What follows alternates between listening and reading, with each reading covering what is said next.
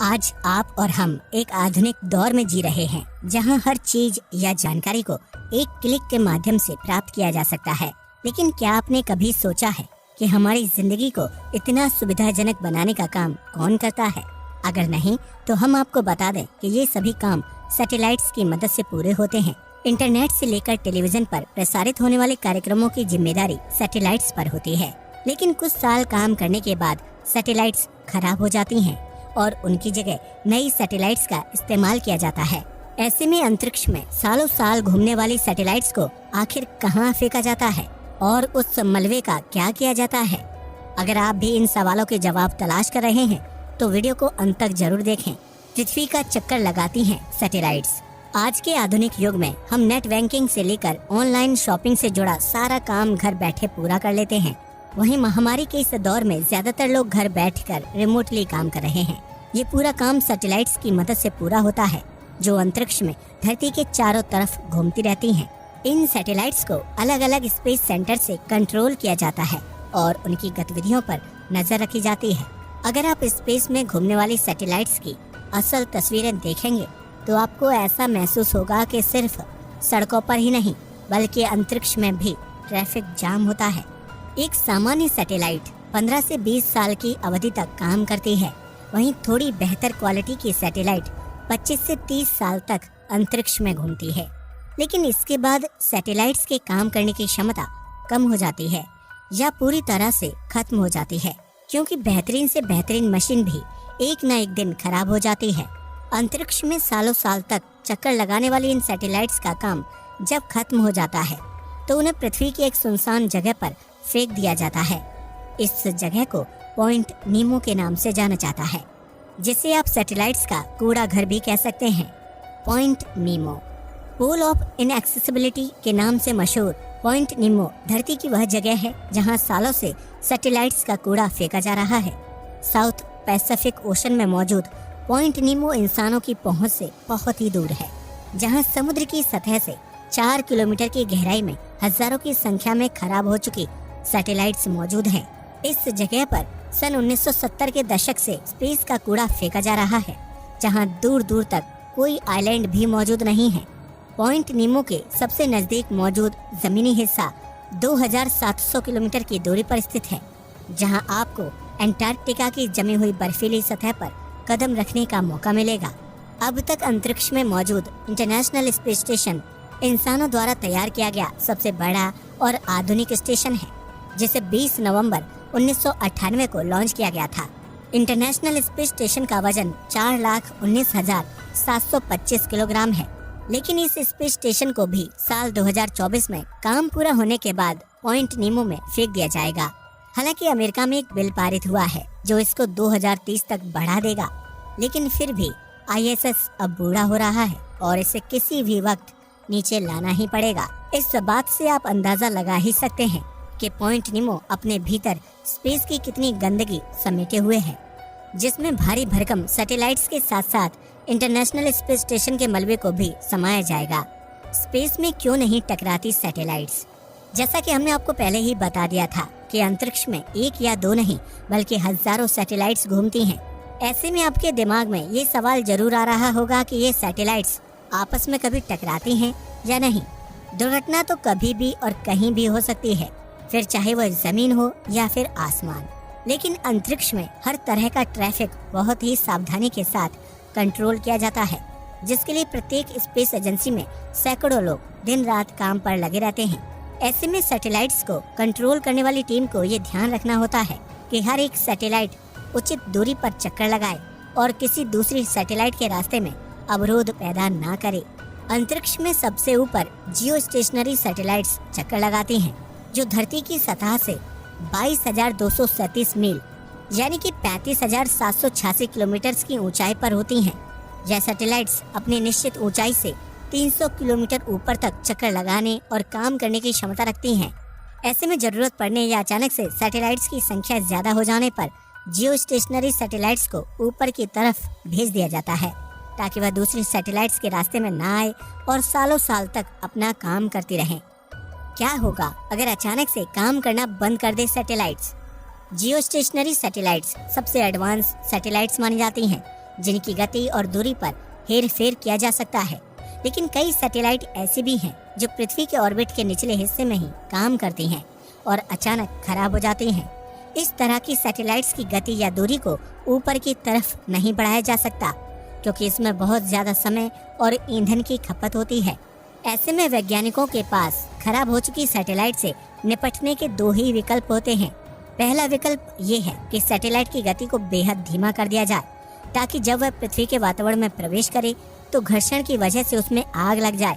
इस तरह सैटेलाइट में आग लगने के बाद वह धीमी गति से धरती की सतह तक पहुंचेगी और अपने आप नष्ट हो जाएगी। लेकिन छोटी सैटेलाइट को भी अपने आप जलकर खत्म होने में लगभग 20 साल का लंबा समय लगता है। ऐसे में हो सकता है कि सैटेलाइट पूरी तरह से नष्ट होने से पहले ही पृथ्वी की सतह से जा टकराए, जिसकी वजह से इंसानी आबादी को भयानक विस्फोट या तबाही का सामना ना करना पड़े। वहीं दूसरा विकल्प ये है कि वैज्ञानिक सैटेलाइट की दिशा में परिवर्तन कर दे, ताकि उसे पृथ्वी की सबसे वीरान जगह यानी कि पॉइंट नीमो पर लाकर खत्म कर दिया जाए। इस तरह से सैटेलाइट की दिशा बदलने और उसे पॉइंट नीमो में दफन करने में समय और ईंधन की खपत बहुत कम होती है, जबकि इससे इंसानों को पहुंचने वाले खतरे के चांस भी बेहद कम हो जाते हैं। इसलिए वैज्ञानिक खराब सैटेलाइट के अपने आप खत्म होने का इंतजार नहीं करते हैं, बल्कि उसकी दिशा में बदलाव करके उसे पॉइंट नीमो में दफन कर देते हैं। प्रत्येक देश का कूड़ा समेटे हुए है पॉइंट नीमो। स्पेस के इस कूड़ा घर में हर देश के अंतरिक्ष यान और सैटेलाइट्स का ढेर पड़ा हुआ है, जो दिन ब दिन दोगुना तेजी से बढ़ रहा है। पॉइंट नीमो में रूस के 200 से ज्यादा स्पेस क्राफ्ट दफन हैं, जबकि जापान के 4 कार्गो क्राफ्ट और यूएसए के 5 ट्रांसफर व्हीकल्स का कूड़ा भी यहीं फेंका गया है। इसके अलावा पॉइंट नीमो में रूस के 6 स्पेस स्टेशन समेत मीर स्पेस स्टेशन को भी दफन किया गया है। ऐसे में ये कहना गलत नहीं होगा कि पॉइंट नीमो में पृथ्वी और विज्ञान से जुड़ा पूरा का पूरा इतिहास दफन है, जो आज मलबे का रूप ले चुका है। जब भी किसी सैटेलाइट, स्पेस स्टेशन या अंतरिक्ष यान का काम खत्म हो जाता है और उसे दफन करने के लिए पॉइंट नीमो तक लाया जाता है, तो उस दौरान पृथ्वी के वातावरण में प्रवेश करते ही अंतरिक्ष वस्तुओं में तेज घर्षण होता है, जिसकी वजह से सैटेलाइट, स्पेस स्टेशन या यान का कुछ हिस्सा हवा में ही जलकर खत्म हो जाता है। यही वजह है कि बड़े आकार के सैटेलाइट्स या स्पेस क्राफ्ट्स थर्मल शील्ड से तैयार किए जाते हैं, ताकि पृथ्वी के वातावरण में प्रवेश करने के साथ ही उनमें एकदम से आग ना लग जाए। हालांकि थर्मल शील्ड होने के बावजूद भी बहुत से स्पेसक्राफ्ट और सैटेलाइट्स पृथ्वी के वातावरण में प्रवेश करने के साथ ही जल जाते हैं, जिसकी वजह से अंतरिक्षीय वस्तुओं का कुछ हिस्सा जल जाता है और बचा हुआ हिस्सा पॉइंट नीमो में गिर जाता है। इसी तरह अंतरिक्ष से धरती के वातावरण में प्रवेश करने वाले उल्कापिंड में भी घर्षण के कारण आग लग जाती है, लेकिन यह पॉइंट नीमो में गिरने के बजाय धरती की आबादी वाली जगहों पर गिरते हैं। इस तरह की चीजों पर वैज्ञानिकों का कोई काबू नहीं रहता, इसलिए उल्कापिंड के गिरने का खतरा सैटेलाइट से कई गुना ज्यादा होता है। पॉइंट नीमो में गिराया गया सबसे बड़ा स्पेस कचरा रूस का मीर स्पेस स्टेशन है, जिसका वजन तकरीबन 143 टन था। मीर स्पेस स्टेशन ने अंतरिक्ष में साल 1986 से 2001 तक तकरीबन 15 साल तक काम किया, जिसके बाद मार्च 2001 को इसे पॉइंट नीमो में दफन कर दिया गया। यह स्पेस स्टेशन पृथ्वी की सतह से 95 किलोमीटर की दूरी पर टूटना शुरू हो गया था। जब मीर 85 किलोमीटर की दूरी तक पहुंचा, तो वह कई छोटे छोटे हिस्सों में टूटकर बिखर गया था। पॉइंट नीमो में गिरने तक मीर का वजन 143 टन से घटकर महज 20 से 25 टन रह गया, जो समुद्र में 6 अलग अलग टुकड़ों में गिर गया। ऐसे में 3000 किलोमीटर के क्षेत्रफल में फैले हुए पॉइंट नीमो में सालाना कई अंतरिक्ष यान और सैटेलाइट्स फेंकी जाती हैं, जिन्हें इतने बड़े क्षेत्र में खोज पाना घास में तिनका ढूंढने जैसा प्रतीत होता है। जब किसी स्पेसक्राफ्ट या सैटेलाइट को पॉइंट नीमो में गिराया जाता है, तो उससे पहले चिली समेत आसपास के देशों को मैसेज भेज दिया जाता है। ऐसा करने से पॉइंट नीमो के आसपास समुद्री इलाके में जाने वाले जहाजों को कुछ समय के लिए रोक दिया जाता है, ताकि अंतरिक्ष से गिरने वाली चीजों से जहाजों को किसी तरह का नुकसान ना पहुंचे। इसके साथ ही हवाई मार्ग में आने वाले हेलीकॉप्टर और प्लेन को भी कुछ देर के लिए उड़ान भरने से रोक दिया जाता है, या फिर उनका रूट बदल दिया जाता है। इस तरह से वैज्ञानिक और विभिन्न स्पेस एजेंसीज इस बात का ध्यान रखती हैं कि अंतरिक्ष में समुद्र में गिराए जाने वाले मलबे की चपेट में कोई वस्तु न आए, क्योंकि इससे होने वाले नुकसान की भरपाई कोई नहीं कर सकता। पॉइंट नीमो में चारों तरफ अंधेरा होता है, जहां सूर्य की रोशनी न के बराबर पहुंचती है। वहीं अंतरिक्ष से गिरने वाले तमाम मलबे और कूड़े ने भी पॉइंट नीमो के क्षेत्र को काफी अंधकारमय बना दिया है, जहां किसी भी चीज को खोजना बहुत ही मुश्किल काम है। हालांकि आपको जानकर हैरानी होगी कि अंतरिक्ष के कूड़े से भरे पॉइंट नीमो पर जलीय जीव मौजूद हैं, जिनमें सी स्टार से लेकर मछलियों की दुर्लभ प्रजातियां, व्हेल और वाइपर फिश शामिल है। लेकिन कई बार यह जलीय जीव अंतरिक्ष से गिराए जाने वाले कूड़े की चपेट में आकर अपनी जान गंवा देते हैं, लेकिन उनके लिए यहाँ का तापमान जीवन पनपने लायक साबित होता है। पॉइंट नीमो का औसत तापमान 2 से 4 डिग्री सेल्सियस के बीच रहता है। दरअसल इस जगह पर एक्टिव ज्वालामुखी मौजूद हैं।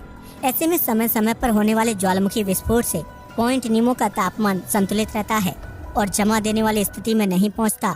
यही वजह है कि पॉइंट नीमो अंतरिक्ष का कूड़ा घर होने के बावजूद भी कुछ दुर्लभ प्रजाति के जलीय जीवों, बैक्टीरिया और जेलीफिश का घर माना जाता है।